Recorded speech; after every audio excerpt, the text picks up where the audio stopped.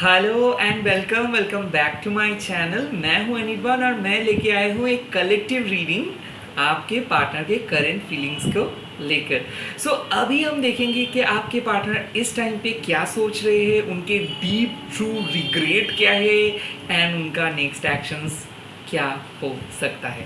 तो चलिए, बहुत कमेंट आ रहा था उस टाइम पे और माँ की तरफ से कोई गाइडेंस नहीं मिल रहा था, तो इसीलिए अपलोड नहीं कर पाए, बट आई होप कि रेगुलर ये वीडियो मिल जाएगा।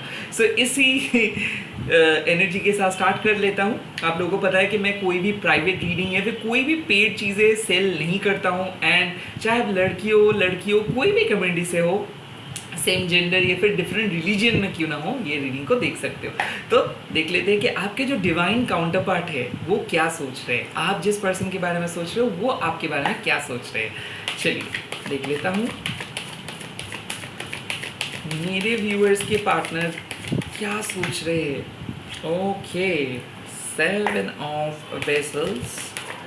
मेरे व्यूअर्स के पार्टनर क्या सोच रहे हैं। Okay, 7 of bows. This is great.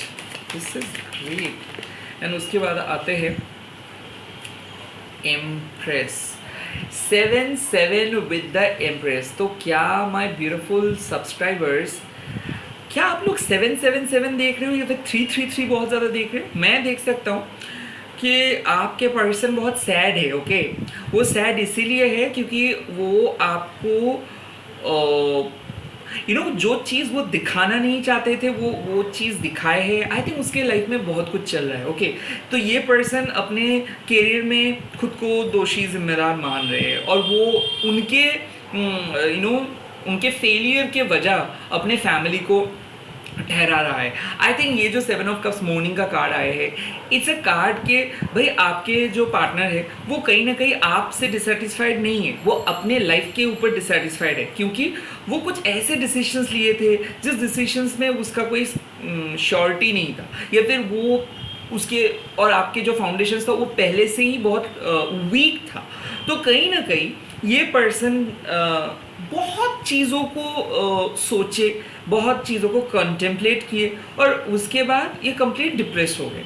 तो मेरे ख्याल से अगर आपके पार्टनर और आपके बीच में थोड़ा सा अनबन चल रहा था या फिर नो कॉन्टैक्ट सिचुएशंस में था, तो आपके पर्सन आपके बारे में सोच के नेगेटिव हो जा रहे, और वो उसको अगर कोई बोल रहे कि क्लियर करने के लिए कि आप क्यों दुखी हो, आप अगर इतना ही दुखी हो तो उनसे बात क्यों कर नहीं लेते हो, या फिर आप कुछ नहीं क्यों बोलते हो, क्या हुआ है, ऐसे क्वेश्चंस अगर उसको कोई पूछते हैं तो वो बार बार कोई जवाब नहीं दे रहे। तो आपके पर्सन किसी को कुछ जवाब नहीं दे रहे, वो डिप्रेस्ड है, वो अपने ही गम में उलझे हुए हैं। बट ये चीज़ को मैं बोलूँगा कि वो बहुत कंफ्यूज्ड है। ओके, क्योंकि कुछ चीज़ उसको भी पता चल रहा है कि वो जो किया है वो, या फिर वो अगर कुछ बोले हैं उसके कारण। एंड सिमिलरली यहाँ पे एक चीज़ देख रहा हूँ कि देखिए आपके कॉर्ड भी उसके साथ कनेक्टेड है। ओके, तो वो जो जिस तरीके से नेगेटिव हो रहे हैं आप भी उसी तरीके से नेगेटिव हो रहे हो। तो कहीं ना कहीं आपके पार्टनर आपको कुछ खुल के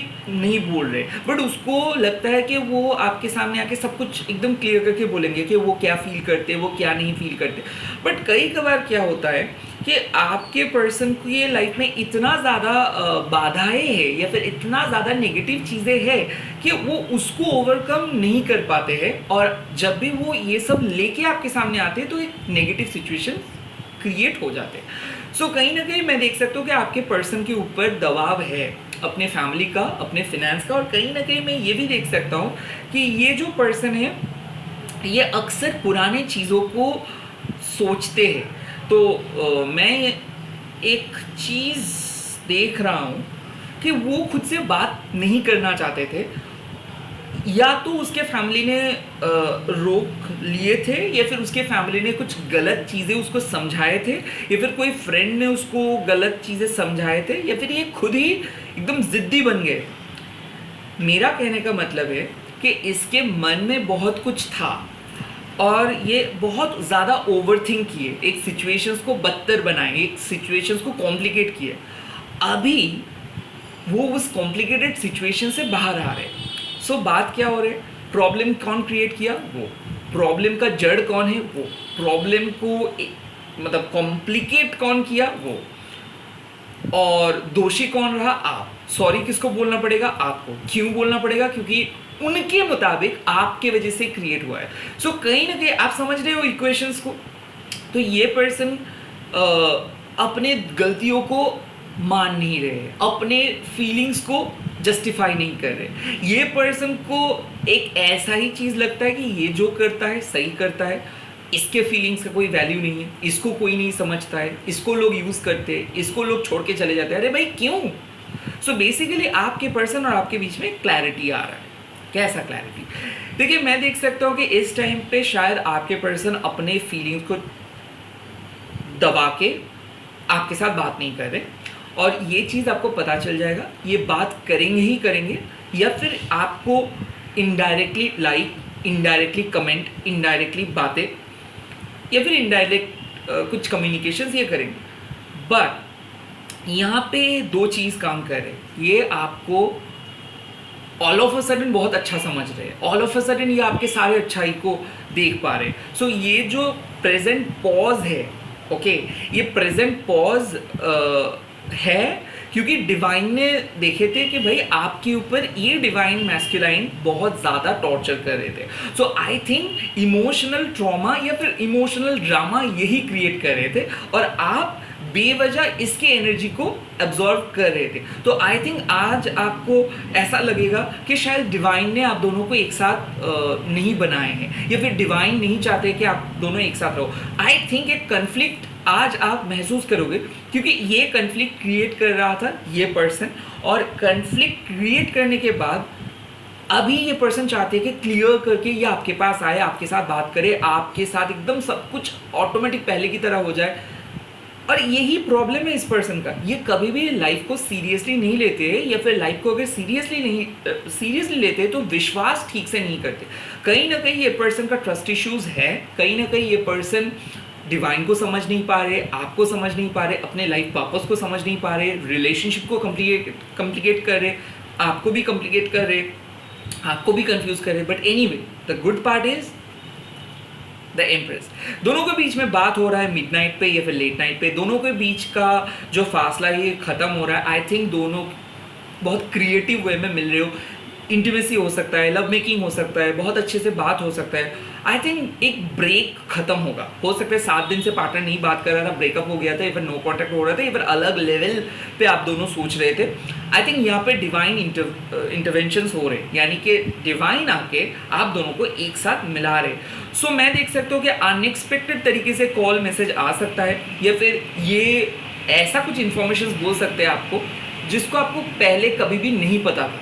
आई थिंक ये क्रिएटिव वे में आपके सामने आके आपको इम्प्रेस करने की कोशिश कर रहे हैं, और यूनिवर्स आपको बोल रहे हैं कि ये आप डिजर्व करते हो। सो अगर आपको ऐसा लगता है कि आपके पर्सन ने आपको टेकन फॉर ग्रांटेड लिए थे, अगर आपको ऐसा लगता है कि आपके पर्सन ने कभी भी आपको प्रायोरिटी नहीं दिया है, अगर आपको लगता है कि इस रिलेशनशिप पे इसका पल्ला भारी है और आपका पल्ला कम, तो यहाँ पे यूनिवर्स बोल रहे हैं कि भाई आपको पता है कि कौन से इश्यूज है, इस इश्यूज के ऊपर काम करना स्टार्ट कर दो, क्योंकि अभी इस पर्सन धीरे धीरे आपके ऊपर को डिपेंडेंट हो जाएंगे। और कहीं ना कहीं आपका एक आदत है कि आप खुद को जैसे समझते हो दूसरों को भी वैसे समझते हो। तो वक्त आ गया कि इमोशनली थोड़ा सा डिटैच्ड होने का, वक्त आ गया कि अपने हॉबीज़ के ऊपर फोकस करने का, वक्त आ गया है आपके लिए अपना फ्रेंड्स बनाने का, but at the same time इस रिलेशनशिप को थोड़ा सा स्पेस देने का। अगर इस टाइम पे इस पर्सन के पीछे आप गिड़गिड़ाते रहोगे तो ये पर्सन कभी भी सुधरेगा नहीं। आई थिंक ये पर्सन आ रहे हैं आपके लाइफ में, बट अभी भी अपना फीलिंग्स को कंट्रोल कर रहे हैं, क्योंकि कहीं ना कहीं इस पर्सन को पता है कि आप उनके बारे में बहुत वीक सोचते हो, यानी कि वो आपके वीकनेस है। तो ये जो गाइडेंस आपको मिल रहा है, ये गाइडेंस साफ बोल दे रहे हैं कि ये वक्त है अपने सेल्फ एस्टीम के बारे में सोचिए। अगर कोई पर्सन रात के 2 बजे बोलते कि आप कॉल क्यों नहीं पिक किए हो, उसका साफ जवाब है कि आप बिजी थे, या फिर आप सो रहे थे, या फिर आप उस टाइम पे कॉल एक्सेप्ट करने के लिए अवेलेबल नहीं हो। अगर ये पर्सन अपना काम दिखाते हैं तो आपको भी अपना काम दिखाना है। ये सेल्फिशनेस नहीं है, ये सेल्फ नरिशमेंट है। तो डिवाइन फेमिनाइन अगर आप हो, अगर आप किसी पर्सन को चेस कर रहे हो और ये वीडियो देख रहे हो, माँ आपको बोल रहे हैं कि आपके पर्सन सच में आपको मिस कर रहे हैं, सच में वो आपको चेज करना चाहते हैं, सच में ये एफर्ट्स लगाना चाहते हैं, बट तभी ये चीज़ पॉसिबल होगा जब आप वो चीज़ करने दोगे। बट आप इस टाइम पे कहीं ना कहीं इमोशनली और डीप इन इनसाइड मेंटली भी इस पर्सन के ऊपर कोडिपेंडेंट हो, डरते हो कि अगर ये छोड़ के चले जाए तो नहीं जाएंगे, बट अगर आप इस डर को लेके चलोगे तो डेफिनेटली ये जाएंगे। सो कहीं ना कहीं आपको भी सोचना है कि कहाँ पे जाएंगे और कैसे जाएंगे, और खुद के वैल्यूज़ को भी बढ़ाना होगा। नाउ ये तो रहा फीलिंग्स, लेट्स सी कि आपके पर्सन का डीपेस्ट रिग्रेट्स क्या है। ओके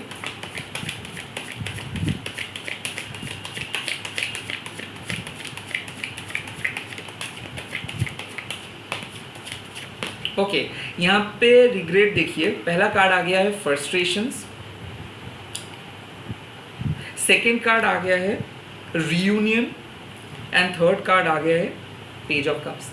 सो आपको समझ में आ रहा है राइट, ये रीयूनियन के लिए फ्रस्ट्रेटेड हो रहे हैं इस टाइम पे, शायद इसको आप ब्लॉक करके रखे हो, या फिर आपने रिप्लाई नहीं किए हो, या फिर आप बहुत ज़्यादा हर्ट हुए हो, और कहीं ना कहीं आपके मौजूदगी को ये एक फ्रस्ट्रेटिंग जोन, मतलब इसको एक फ्रस्ट्रेटिंग जोन में लेके जा रहे हैं। आई थिंक ये पर्सन आपके बारे में बहुत फैंटेसाइज किए थे। ये पर्सन अक्सर आपको एक फॉर्म में फिट इन होने के लिए बोले थे, या फिर अक्सर ये पर्सन ने आपको हमेशा कंपेयर किए हैं दूसरों के साथ। तो इसको आज रियलाइजेशंस हो रहा है कि ये गलत किए थे, आउट ऑफ फ्रस्ट्रेटेड या फिर आउट ऑफ फ्रस्ट्रेशंस ये आपको कुछ बोल दिए थे, बट अभी ये आपके वापस आना चाहते, आपके लाइफ में वापस आना चाहते, आपको भी लेके आना चाहते अपनी लाइफ में। बट कहीं ना कहीं इसको लगता है कि ये बहुत इमेच्योर हरकतें किए हैं, ये बहुत ज़्यादा बच्चे जैसे हरकतें किए। आई थिंक ये पर्सन ऐसा आपको दिखाता है कि ये बहुत मैच्योर है, ये बहुत ज़्यादा बड़े हैं, या फिर आपको कंट्रोल करते हैं, कहीं ना कहीं आपको मैनिपुलेट भी करते हैं। कहीं ना कहीं ये पर्सन आपको हमेशा एक एग्जाम्पल की तरह खुद को ट्रीट करते हैं कि इसके पास ये ऑप्शन है, इसके पास ये है, ये आपसे बेटर काम करते हैं, ये आपसे बेटर बेटर दुनिया को समझते हैं, बट है ये एकदम नादान। सो इसका काम आप कर देते हो, बट कहीं ना कहीं ये क्रेडिट नहीं देते। तो ये चीज़ इसको पता चल रहा है कि हाँ ये क्रेडिट नहीं दे रहे थे। सेकेंडली यहाँ पे बात आता है रियूनियन का, तो आपने इसको रियूनियन के लिए अप्रोच किए थे, तो ये शायद उस अप्रोच को ना किए हैं, या फिर उस टाइम पे ये रीच आउट नहीं किए हैं, या फिर ये ब्लॉक करके रखे थे, कुछ ऐसा चीज़ था जो ये रिग्रेट करे उसके लिए, रीयूनियन के लिए। एंड सेकेंडली इसके पेज ऑफ कप्स, इसके मूड स्विंग्स, इसके एडिक्शंस, इसके बच्चे जैसे जिद, इसके बिहेवियर, इसके फ्रेंड्स, इसके फैमिली, आई थिंक ये सारी चीज़ इसको एक मिजरेबल पर्सन में बदल दिए थे। आई थिंक ये बहुत सॉर्टेड था। आप दोनों का रिलेशनशिप जो था पिछले 7 दिन से लेके या फिर आज तक, इस रिलेशनशिप में ओनली प्रॉब्लम इज कि दोनों खुल के बात नहीं किए हो, दोनों ही दोनों को बुरी तरीके से जज किए हो, and eight the same time आज इसी हालत में है बिकॉज आपके डिवाइन मैस्कुलाइन आपको मौका ही नहीं दिया खुद के पॉइंट ऑफ व्यू को सामने रखने के लिए। आई थिंक वो आपको मौका देंगे, एंड आई थिंक वो आपको सुनेंगे, और वो आपको सॉरी भी बोलेंगे, क्योंकि ये इसका जो स्टोरी लाइन है ये अपने मुताबिक ये स्टोरी सुना रहा था, अपने मुताबिक ये स्टोरी को समझ रहा था, बट अभी ये शायद एक चेंज के लिए सोच रहे, ये मोमेंटम को चेंज करने के लिए सोच रहे। तो चलिए देख लेते हैं इसका नेक्स्ट एक्शन क्या होने वाला है। लेट्स सी आपके पार्टनर का नेक्स्ट एक्शन क्या होने वाला है। नेक्स्ट एक्शंस प्रोटेक्शंस, ये प्रोटेक्ट करने के लिए आ रहे हैं। आई थिंक इसको पता चल रहा है कि शायद अगर अभी ये नहीं आएंगे तो ये रिलेशनशिप खत्म हो जाएगा।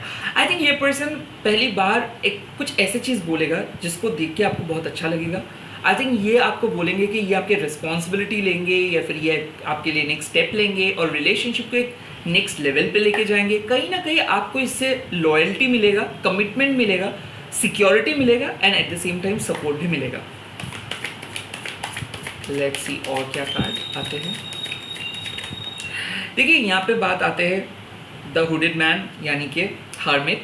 सो आई थिंक आपके पर्सन के जो स्पिरिचुअल रूट है या फिर आप दोनों का जो स्पिरिचुअल जर्नी है ये सेम आपको पता चलेगा। आई थिंक आपके पर्सन का स्पिरिचुअल अवेकनिंग हो रहा है और उस अवेकनिंग जर्नी को ये आपके सामने एक्सप्लेन कर रहे हैं। सो आपके पर्सन जो नो कॉन्टैक्ट मोड में थे, किसी किसी के लिए 9 साल, किसी किसी के लिए 9 मंथ्स, किसी किसी के लिए 9 डेज, किसी किसी के लिए 9 वीक्स, ये इसीलिए था क्योंकि ये पर्सन को डिवाइन चेंज कर रहा था। आई थिंक ये अपना एडिक्शंस को छोड़ के आपके सामने आ रहे हैं, इसके मूड को छोड़ के आपके सामने आ रहे हैं, इसके नेगेटिव हैबिट्स को छोड़ के आपके सामने आ रहे हैं और बहुत क्लीन एंड क्लियर सच बोलने के लिए आपके सामने आ रहे हैं। उनके कार्मिक बैड कर्मा को हटा के ये आपके सामने आ रहे हैं। सो आई थिंक ये आपके साथ कुछ अनजस्टिफाइड काम किए थे या फिर आपके साथ कुछ धोखा, ये आपको धोखा दिया था या फिर ये आपके साथ कुछ झूठ बोला था। आई थिंक उस झूठ को लेके ये शर्मिंदा है।